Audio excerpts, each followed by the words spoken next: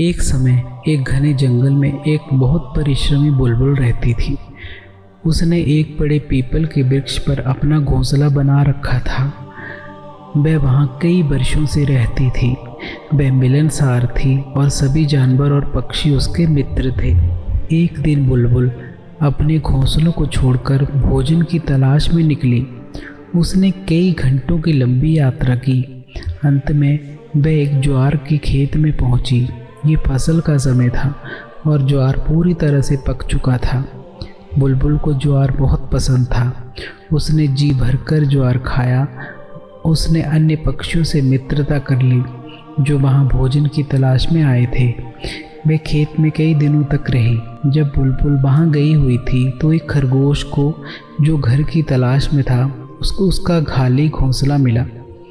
खरगोश को बुलबुल का घोंसला बहुत अच्छा लगा, अतः उसने उसे अपना घर बना लिया और वहाँ रहने लगा। वह बहुत खुश था और अब आस-पास के सभी पक्षी और जानवर उसके मित्र बन गए। जब बुलबुल वापस लौटी तो खरगोश को अपने घोंसले में रहते देख बहुत नाराज़ हुई। तुम कौन हो? तुम यहाँ क्या कर रहे हो? ये मेरा घर है, बुलबुल चिल्लाई। तुम्हारा घर? खरगोश ने आश्चर्य से कहा। अब ये घर मेरा है और मैं यहाँ बहुत दिनों से रह रहा हूँ। तुम यहाँ कैसे रह सकते हो? बुलबुल ने गुस्से में पूछा।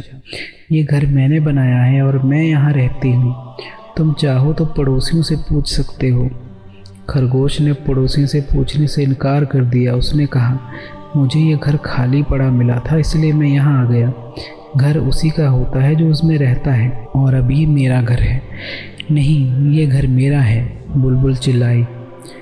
मैं कुछ दिनों के लिए भोजन की तलाश में गई थी और जब मैं वापस आ गई हूँ, क्या तुम कृपया मेरा घर मुझे वापस दोगे? नहीं, खरगोश ने उत्तर दिया।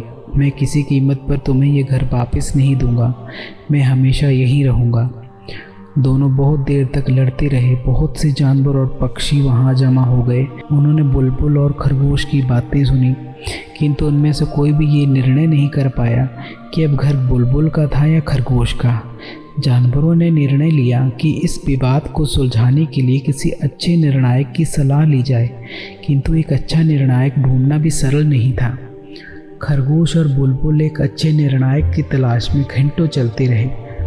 अंत में वो जंगल के दूसरी ओर पहुंचे। वहाँ एक बड़ी चट्टान पर मनु बिलाव बैठा था। वह बहुत धूर्त और चालाक था।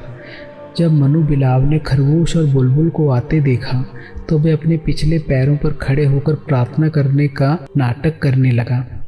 उसने अपने हाथ में पूजा की माला ले ली और जोर जोर से ईश्वर का नाम जपने लगा, जिससे कि बुलबुल और खरगोश उसे सुन ले। बुलबुल और खरगोश मनु बिलाव को देखकर बहुत प्रभावित हुए। उन्हें वह बहुत विनम्र और ईश्वर भक्त लगा। उन्होंने उसे अपने विवाद के निर्णायक बनाने का निश्चय किया, किंतु हमें बहुत सावधान रहना चाहिए, बुलबुल ने कहा। वह मनु बिलाव की प्रार्थना समाप्त होने तक प्रतीक्षा करते रहे। हे धर्मात्मा, बुलबुल और मेरे बीच एक विवाद छिड़ गया है। ये एक महत्वपूर्ण कानूनी मामला है। कृपया ये निर्णय करें कि कौन सही है और कौन गलत, और दोषी को दंड दीजिए, खरगोश ने कहा। मेरे मित्रों, कभी ऐसी बुरी बातें मत करना। मुझे दुख होता है जब मैं किसी को कष्ट में देखता हूँ, मनु बिलाव ने कहा। जो दूसरों का बुरा करते हैं, ईश्वर उन्हें दंड देता है। अब मुझे कृपया ये बताओ कि तुम्हारा विवाद किस विषय में है? ऐसा हुआ कि, बुलबुल ने कहा, मैं कुछ दिनों के लिए भोजन की तलाश में गई थी।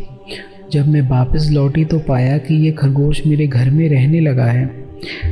नहीं, वे मेरा घर है क्योंकि मैं वहाँ बहुत दिनों से रह रहा हूँ, खरगोश ने कहा। कृपया तुम दोनों शांत रहो, मुझे पूरी बात सुनने दो, मनु बिलाव ने खरगोश से कहा।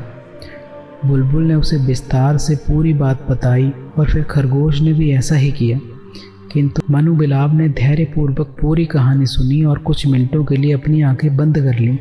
फिर वह बोला, सुनो मित्रों, मैं बहुत बूढ़ा हो गया हूँ। ना तो मैं तुम्हें स्पष्ट सुन सकता हूँ और ना ही ठीक से देख सकता हूँ।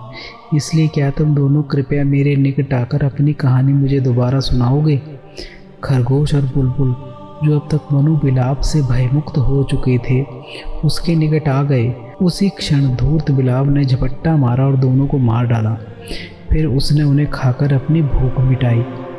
अनमोल वचन। अपनी समस्याओं को बढ़ाने के बजाय उन्हें समझदारी से जल्दी सुलझा लेना चाहिए।